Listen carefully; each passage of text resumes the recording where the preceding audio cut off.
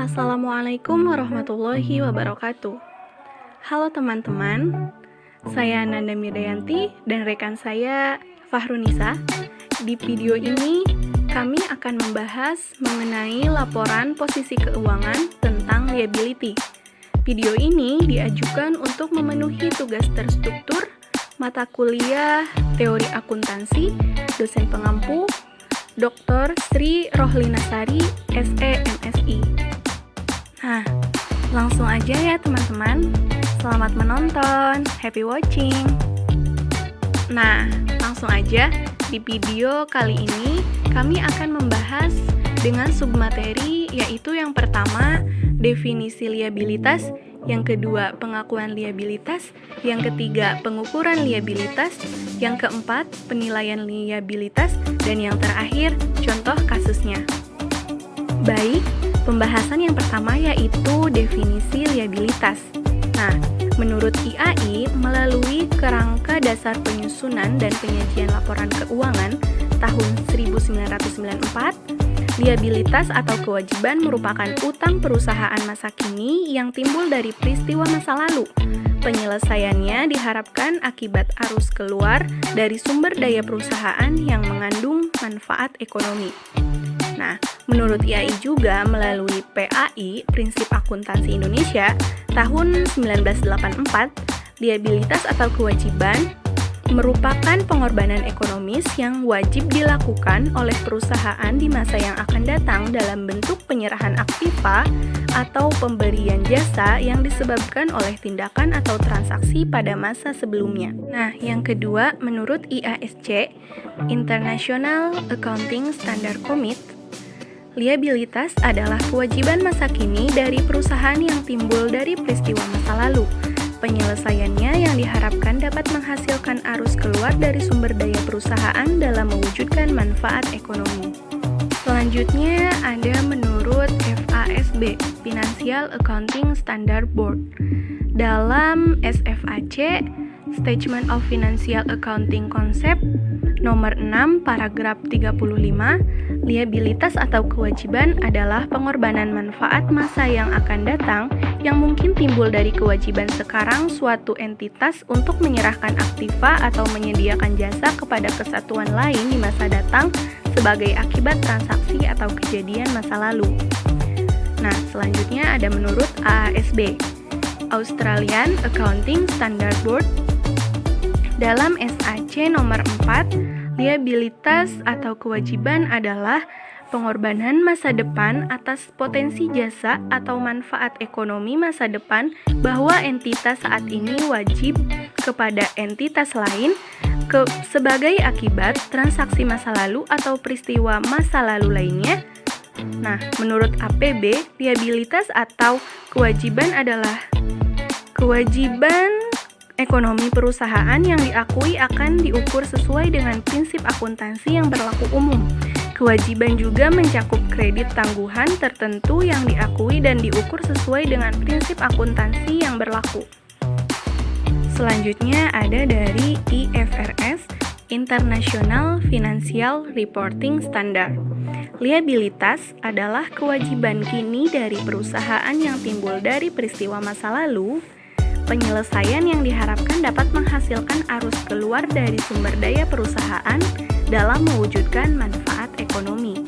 Nah, teman-teman, dari berbagai definisi tersebut, kesimpulannya, liabilitas merupakan pengorbanan ekonomis yang wajib dilakukan oleh perusahaan di masa yang akan datang dalam bentuk penyerahan aset atau pemberian jasa yang disebabkan oleh tindakan atau transaksi pada masa sebelumnya. Nah, yang kedua ada pengakuan liabilitas. Yang pertama, ada ketersediaan dasar hukum. Yang kedua, penerapan konsep dasar konservatisme. Yang ketiga, substansi ekonomi transaksi. Dan yang keempat, keterukuran nilai. Nah, pengakuan liabilitas sendiri lebih berkaitan dengan pedoman umum untuk memenuhi karakteristik kualitatif informasi, sehingga elemen laporan keuangan hanya dapat diakui bila kriteria definisi, relevance, reliable, dan keterukuran terpenuhi. Dalam hal kewajiban, kaidah pengakuan adalah prosedur aplikasi untuk menandai bahwa kewajiban telah mengikat, sehingga suatu kewajiban dapat dibukukan atau dicatat. Nah, ada 4 kaidah pengakuan untuk menunjukkan pengakuan kewajiban, yaitu yang pertama, yang tadi, ketersediaan dasar hukum.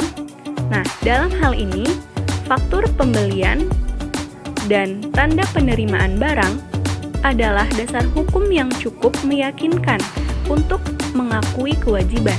Jadi, kaidah ini tidak mutlak, sehingga kewajiban juga dapat diakui bila terdapat bukti substansif adanya keharusan konstruktif atau demi keadilan.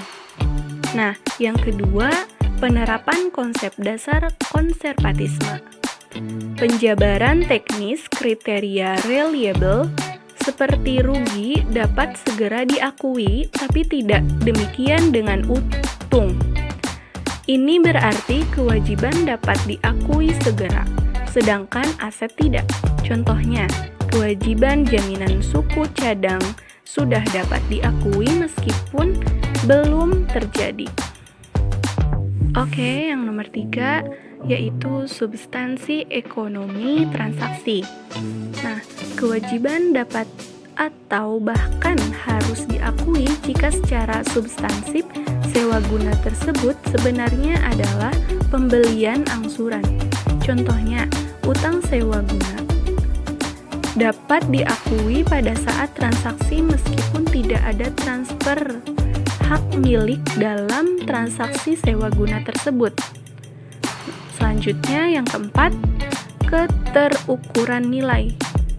Keterukuran nilai kewajiban maksudnya adalah kewajiban tersebut datang secara pasti dan nilai rupiahnya dapat diukur. Ketiga yaitu pengukuran liabilitas, di mana di sini terdapat 5 hal-hal yang perlu diperhatikan dalam pengukuran liabilitas. Pertama adalah kewajiban dalam pembelian kredit. Nah, dalam pembelian aset pengukuran yang objektif adalah kos tunai atau kos tunai implisit. Kewajiban juga harus diukur sesuai dengan aset. Kedua, diskon atau premium utang obligasi. Dalam pembelian aset pengukuran objektif adalah kos tunai atau kos tunai implisit. Kewajiban juga harus diukur sesuai dengan aset. Ketiga, terdapat diskon obligasi. Diskon obligasi dilaporkan sebagai pengurang nilai nominal dalam obligasi di neraca. Kemudian keempat, terdapat premium obligasi. Premium obligasi apabila belum diamortisasi merupakan utang. Kemudian yang terakhir, terdapat kewajiban moneter dan non-moneter. Pertama, kewajiban moneter, yaitu merupakan kewajiban yang pengorbanan sumber ekonomi massa yang akan datang lekas dengan jumlah rupiah dan saat yang pasti. Kemudian, kewajiban non-moneter, yaitu kewajiban untuk menyediakan barang dan jasa dengan jumlah dan saat yang cukup pasti yang biasanya timbul karena penerimaan pembayaran di muka untuk barang dan jasa tersebut. Submateri yang keempat yaitu mengenai penilaian liabilitas. Penilaian mengacu pada penentuan nilai keharusan sekarang pada setiap saat antara terjadinya kewajiban sampai dilunasinya kewajiban. Makin mendekati saat jatuh tempo, nilai kewajiban akan makin mendekati nilai nominal kewajiban. Dengan kata lain, penilaian adalah penentuan nilai sekarang kewajiban. Penilaian kewajiban pada saat tertentu adalah penentuan jumlah rupiah yang harus dikorbankan seandainya pada saat tersebut kewajiban harus dilunasi. Dengan kata lain, penilaian adalah penentuan nilai sekarang kewajiban. Untuk kewajiban moneter, nilai sekarang biasanya ditentukan atas dasar aliran kas keluar di masa datang didiskonkan dengan tingkat bunga pasar sebagai tarif diskon. Nah, di sini terdapat 3 dasar penilaian kewajiban. Pertama, harga pasar sekarang. Kedua, nilai pelunasan neto. Dan yang ketiga, nilai diskonan aliran kas masa datang. Harga pasar sekarang. Berbagai kewajiban yang melibatkan komoditas dan surat-surat berharga. Kedua, nilai pelunasan neto, di mana berbagai kewajiban yang melibatkan jumlah rupiah yang cukup pasti, tetapi waktu pelunasannya tidak cukup pasti. Kemudian ketiga, nilai diskonan aliran kas masa datang. di mana kewajiban moneter jangka panjang jumlah rupiah maupun saat pembayaran cukup pasti. Materi selanjutnya yaitu mengenai contoh kasus dari liabilitas. Terdapat PT ABC menerbitkan wesel bayar 90 hari dengan bunga 12% 11,12 juta tertanggal 1 Januari 2019 untuk PT XYZ guna membayar utang usaha yang telah lewat jatuh tempo sebesar 1 juta. Ayat guna untuk mencatat penerbitan wesel tersebut adalah 1 Januari, di bagian debit terdapat utang dagang sebesar 12 juta, kemudian di kredit terdapat wesel bayar sebesar 12 juta.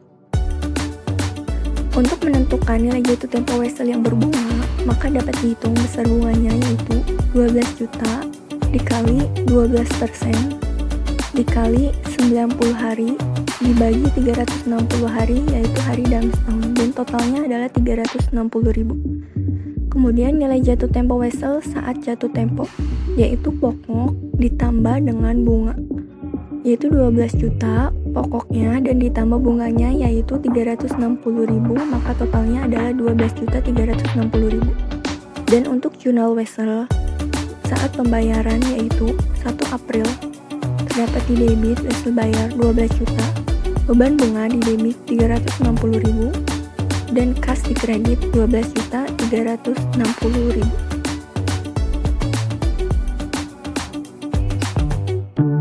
Terima kasih sudah menonton dan memahami materi mengenai liabilitas dari kelompok kami. Semoga bermanfaat. Kurangnya mohon maaf. Wassalamualaikum warahmatullahi wabarakatuh.